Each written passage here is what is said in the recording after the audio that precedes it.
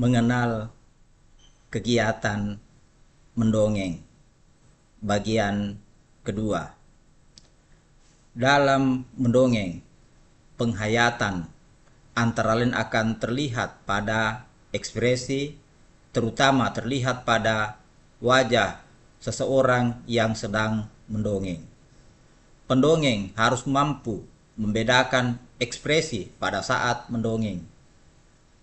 Kunci ekspresi terlihat pada sorot mata, mata kemerahan, mata kegembiraan, dan mata kesedihan akan sangat berbeda dalam praktiknya.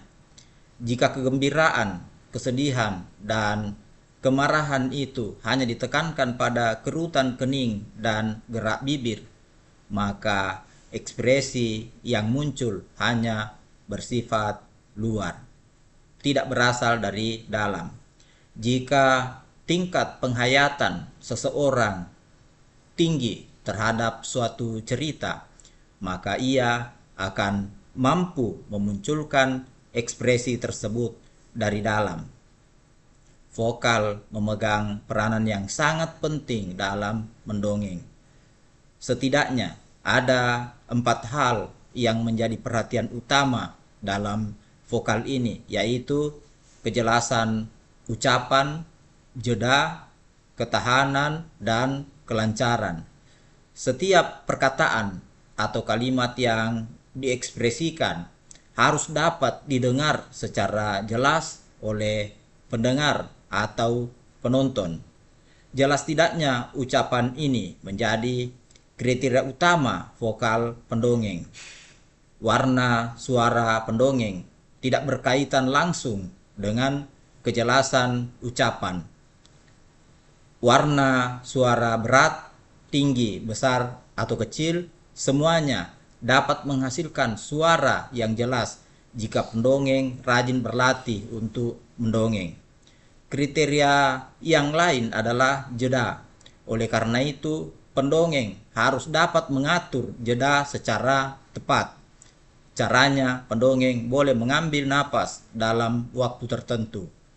Hal ini menjadi faktor penting yang harus pendongeng perhatikan supaya segala ucapannya diterima dengan baik oleh pendengar atau penonton. Demikian juga dengan ketahanan dan kelancaran diupayakan. Jangan sampai semakin lama seseorang mendongeng, intensitas suaranya semakin berkurang, atau semakin lama seseorang mendongeng semakin tidak lancar. Kalau hal ini terjadi, dongeng yang disampaikan kurang diminati oleh pendengar. Bahkan boleh jadi pendongeng akan ditinggalkan oleh pendengar.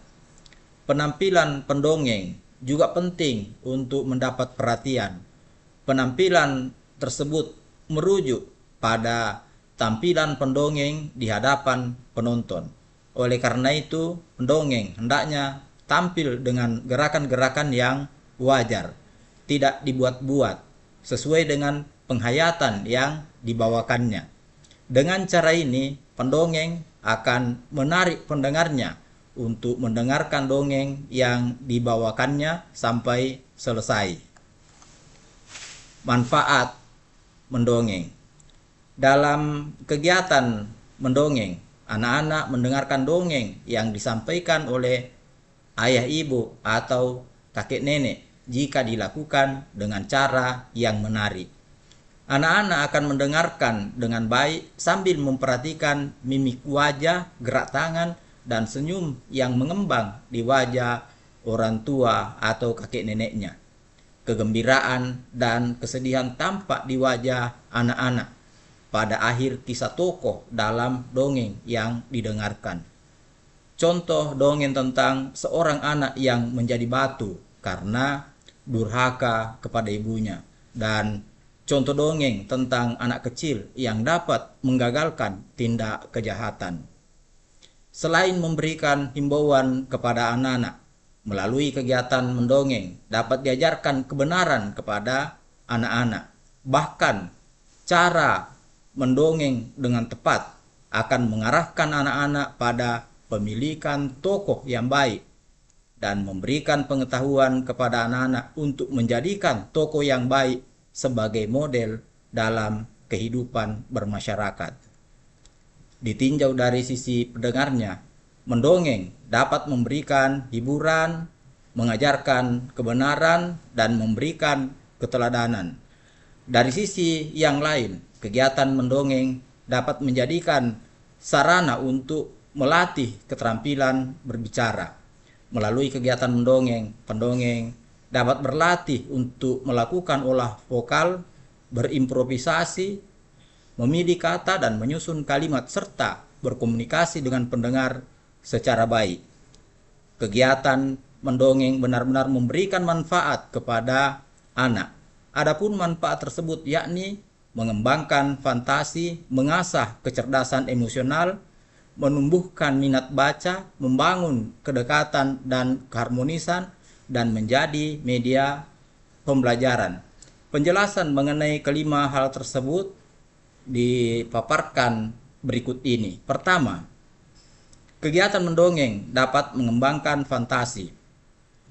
Melalui dongeng, anak dapat mengembangkan fantasinya yang luar biasa. Anak dapat mengidentikan dirinya dengan tokoh-tokoh tertentu atau minimal membayangkan bentuk tokoh dan suasana dalam cerita. Kedua, kegiatan mendongeng dapat mengasah kecerdasan emosional dan melalui dongeng emosi anak-anak seolah-olah diatur atau dimainkan. Rasa sedih, takut, cemas, simpati, empati, dan berbagai jenis perasaan yang lain dibangkitkan. Hal ini akan berdampak positif untuk menjadikan anak dapat mengelola perasaannya agar tidak selalu larut dalam satu perasaan secara berlebihan. Ketiga, kegiatan mendongeng dapat menumbuhkan minat baca. Melalui dongeng, anak terdorong untuk mendapatkan cerita lain yang lebih kaya tanpa bergantung kepada orang yang bercerita. Jika anak telah menyenangi sebuah cerita, anak tidak sabar menunggu untuk didongengkan dengan dongeng yang lain. Anak akan memenuhi kebutuhannya untuk mendengarkan dongeng dengan membaca dongeng sendiri. Apabila hal ini terjadi secara berulang dan dalam jumlah anak yang besar, maka minat baca anak pun dengan sendirinya akan mengalami peningkatan. Keempat, kegiatan mendongeng dapat membangun kedekatan dan keharmonisan. Dengan mendongeng akan terjadi komunikasi dan hubungan secara verbal dan emosional. Anak merasa lebih dekat dan lebih mendapatkan perhatian. Kelima, kegiatan mendongeng dapat menjadi media pembelajaran. Melalui dongeng, anak akan mempelajari berbagai hal. Ilmu pengetahuan yang rumit dapat disajikan dengan lebih ringan, menarik, dan menyenangkan melalui dongeng. Kegiatan mendongeng sangat penting untuk dilestarikan karena dapat memberikan kepuasan batin kepada anak-anak. Selain itu, kegiatan mendongeng ternyata dapat memberikan hiburan. Bahkan melalui kegiatan mendongeng akan terjalin keakraban antara orang tua dengan anak-anak. Manfaat mendongeng tidak bisa diragukan lagi. Oleh karena itu, tradisi mendongeng yang telah dirasakan semakin pudar perlu digalakkan kembali.